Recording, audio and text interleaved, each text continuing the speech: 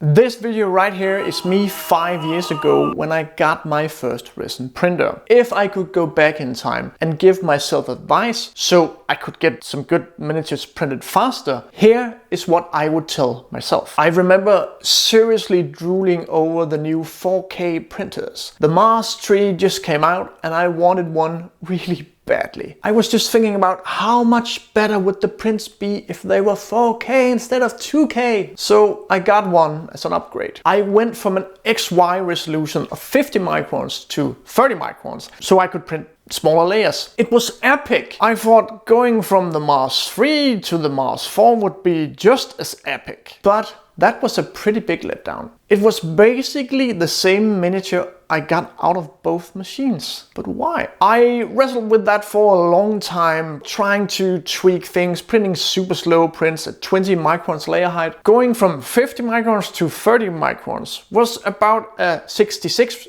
improvement, and going from 30 to 20 was 50% improvement. So why was there so little difference? But then I realized something. The printer is a tech product and we're comparing a spec sheet. But the print we're looking at is a physical product in the real world. And at about 30 microns layer height, we're hitting severe diminishing returns in terms of the print quality. Yes, if you look under a microscope, you can see a difference going from 30 to 20, but it's on par. And printing at very low layer height, like 20 or 10 microns, other issues with the liquid resin and the method of printing will become the quality bottleneck. So while an improvement of 50% in detail accuracy sounds great in theory, it doesn't manifest in the print. So if you really get that urge to upgrade your printer to the next best thing, remember that it will likely not give you a more crisp printing result. That Mars 3 and Mars 4 were actually review samples sent to me by Elico. This was before I did this project right here. I owned and ran a website called Age of Miniatures. And one of the things we did was we made articles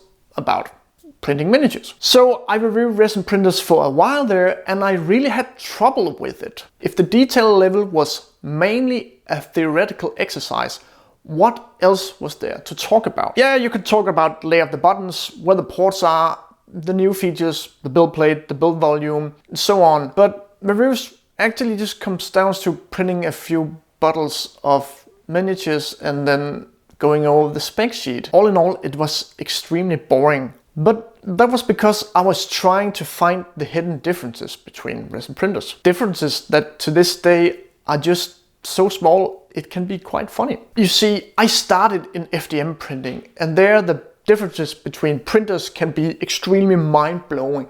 It can feel like a completely different piece of tools going from a cheap crappy printer to a more expensive, well-tuned printer. But what I did not realize, this is not the case with resin printers.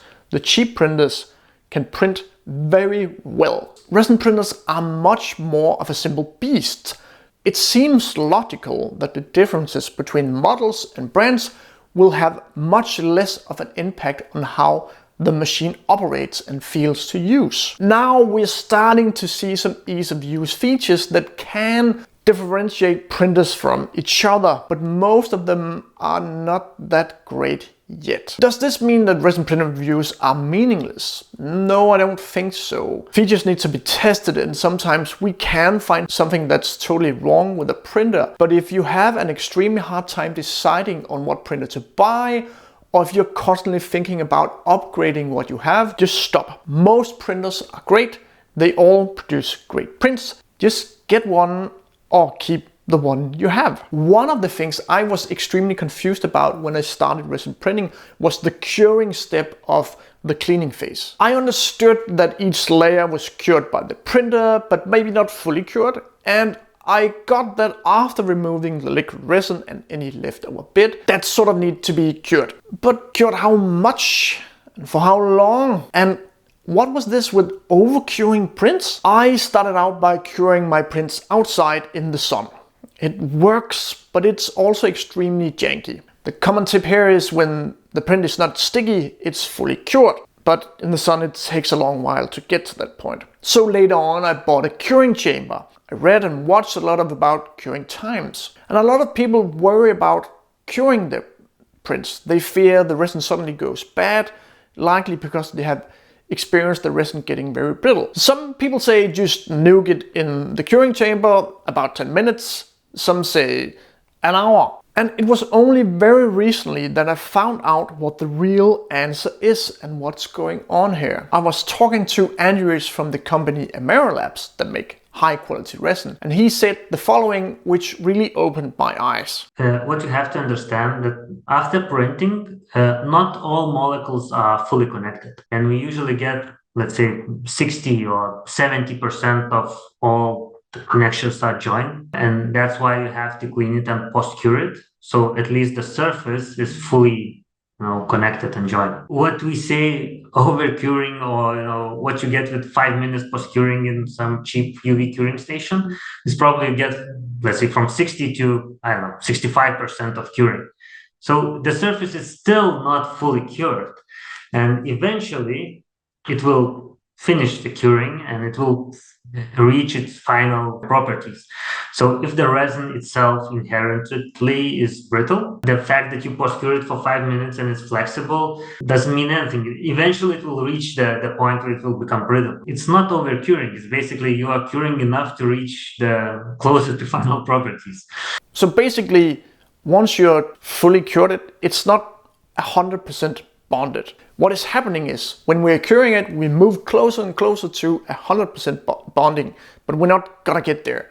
And depending on the bonding stage, resin will change properties, getting closer and closer to fully bonded. So what happens is, if you use extremely brittle, crappy resin, you will notice it gets more and more brittle the closer it becomes to fully bonded. But the point here is not to cure it less, it's simply to get better resin. It seems there's no overcuring here. One of the things I have in my baggage of resin printing knowledge is that most, if not all, of the emission of wax happen while the printer is printing. The resin is being moved around, it's being cured, and so on, so therefore it releases more wax. This is just common knowledge, right? While my printer is not printing, they're not super well ventilated. Because why should they? They're not printing. So it came as quite a surprise when this Redditor posted their thesis. Their findings are simply that when you leave resin in the vat, it will emit almost the same amount of wax as when it's printing. I want to ask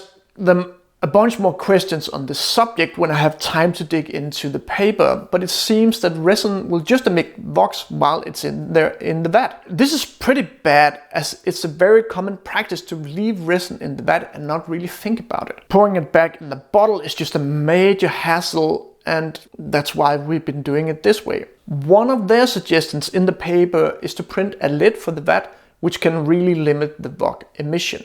I think I will do that. When I was printing on my first printer, I had quite a few problems. I could not for the life of me figure out why it would not stick to the build plate and why I got these weird fails all the time. My variables weren't changing. I didn't change the setting. What was happening? And I was following the recommendation from the printer manufacturer, so this should just work great, right? Well, not really. And I did something I don't really recommend.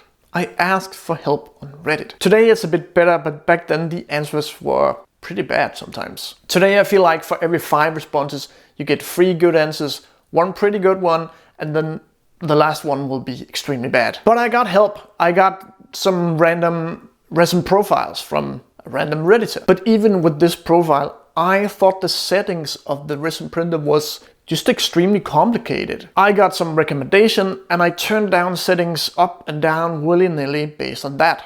It was sort of the blind leading the blind. I clearly see now the mistake that we did back then. We did not know that the temperature of the resin is a very huge factor in exposure time and how the resin behaves. And maybe even more importantly, we assumed that the Mars 1 I had would behave the same way as a Mars 1 another place in the world. But the thing is, the light and intensity of the light is wildly different from printer to printer, even the same brand and model. The quality control is just not really that good. So if I had taken just 15 minutes to figure out how the printer actually worked and what each setting did in a slicer, it would have saved me just a ton of time and frustration. For years and years, I've been ignoring FDM printing with regards to printing miniatures.